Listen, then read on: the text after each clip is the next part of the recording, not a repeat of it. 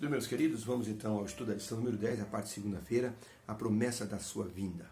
Ao iniciar a ceia, Jesus disse: desejei muito comer convosco essa Páscoa, antes que eu padeça, porque eu não comerei de novo esta Páscoa com vocês, a não ser no reino de Deus. Lucas 22, verso 15 e 16.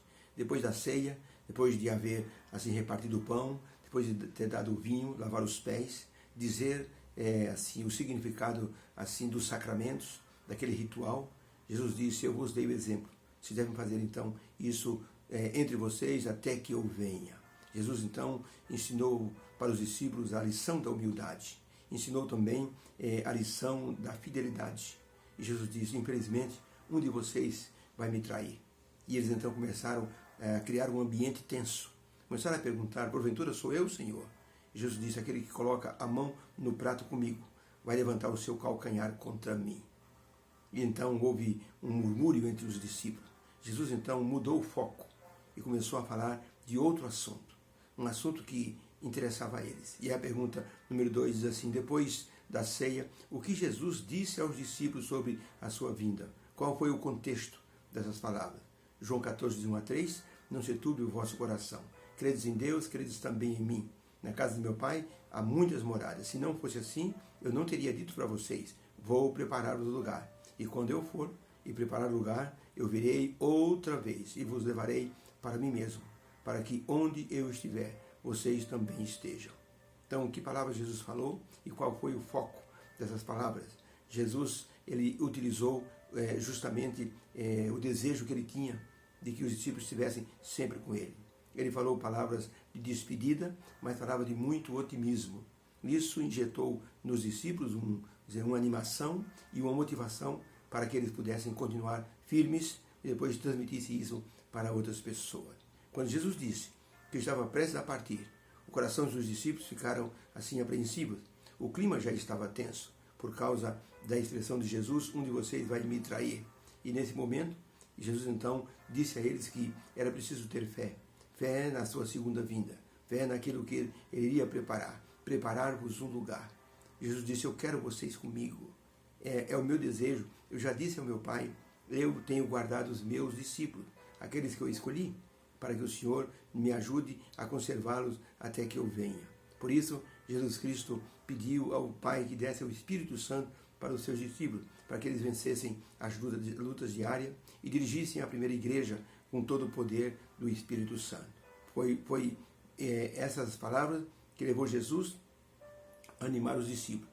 E eles transmitiram ao longo das gerações e chegou até nós. Por isso, temos que perceber que tipo de arautos temos sido nós. Os discípulos fizeram a parte dele. Eles inundaram Jerusalém com a doutrina de Jesus. Depois, eles foram caminhando, fugindo da perseguição. E por onde eles passavam, eles davam a mensagem de Jesus como Salvador ressurreto e a mensagem da sua segunda vinda. Quando as pessoas olham para nós, que tipo de mensagem estamos passando?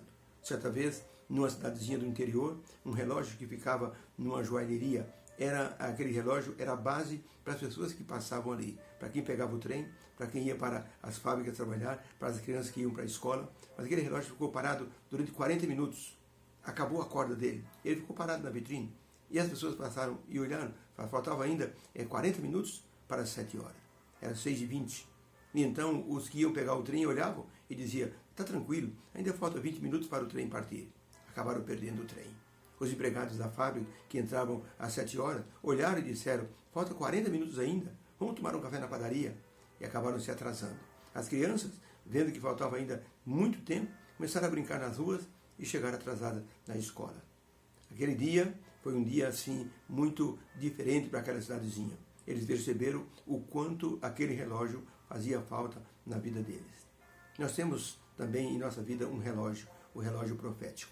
Quando as pessoas olham para nós, elas estão lendo o quê? Tudo bem, tudo tranquilo, nada vai acontecer. Ou, preparem-se, Jesus em breve voltará. Essa é a mensagem que temos que passar para as pessoas que estão olhando a nossa vida.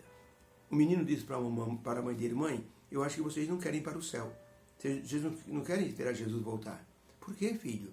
Nós vamos lá na igreja, direitinho, a gente vai, na escola sabatina, no culto.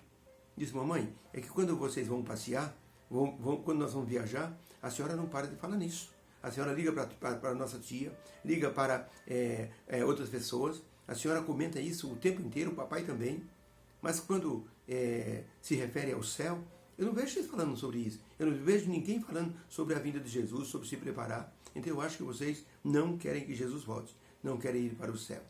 Isso foi um choque para aquela mãe, que a partir daquele dia começou a fazer o culto doméstico, começou a ler a lição das crianças, começou a orar com eles, para que eles pudessem também ter uma ideia de preparo. Ellen White escreveu no livro Eventos Finais, página 85, o seguinte: o Senhor voltará em breve e temos que preparar-nos para esse solene acontecimento.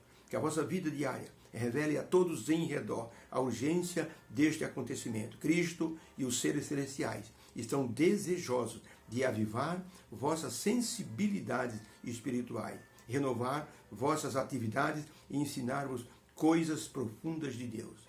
Preparemos, ela escreveu. Precisamos anunciar que Cristo vai voltar. Um morador de uma vila na Itália estava indo para o trabalho. Quando ele olhou na represa, ele percebeu uma rachadura muito grande que ia de cima até embaixo.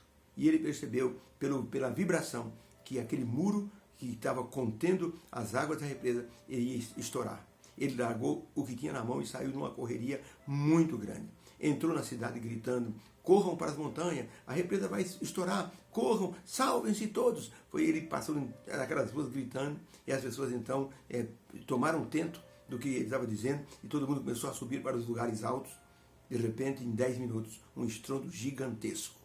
A represa estourou o muro de contenção e inundou todo aquele vilarejo, destruindo todas as coisas daquelas casas, destruindo muitas casas que muitas eram feitas de madeira. E a água levou tudo. Mas as pessoas estavam salvas. Aquele homem tinha o sentimento de urgência na vida dele. E ele soube aproveitar e salvar as pessoas. Nós temos que olhar para o mundo que está em perigo e temos que dizer: preparem-se, Jesus vai voltar e grandes coisas vão acontecer nesse mundo. Jesus Cristo disse: os homens vão desmaiar de terror pela expectativa das coisas que acontecerão nesse mundo. E o apóstolo João, no Apocalipse, ele reforça isso, dizendo e falando de coisas inenarráveis que irão acontecer, como, por exemplo, a situação das 7 pragas, como, por exemplo, a perseguição dos cristãos e outras coisas mais. Temos que ficar alerta. O relógio profético, um pastor estava no púlpito e disse: eu tenho um relógio que essa manhã parou, acho que a pilha acabou. E eu me oriento sempre pelo meu relógio, estou sentindo muita falta dele. Mas existe um relógio que não para, é o relógio profético de Deus. Jesus Cristo disse para os discípulos: vocês têm que ficar alerta, eu voltarei, eu vou preparar lugar. Deus nos abençoe. Preparemos, porque Jesus vai voltar. Ele quer nos levar para morarmos com Ele. Que haja uma bênção em teu coração. Fica com Deus.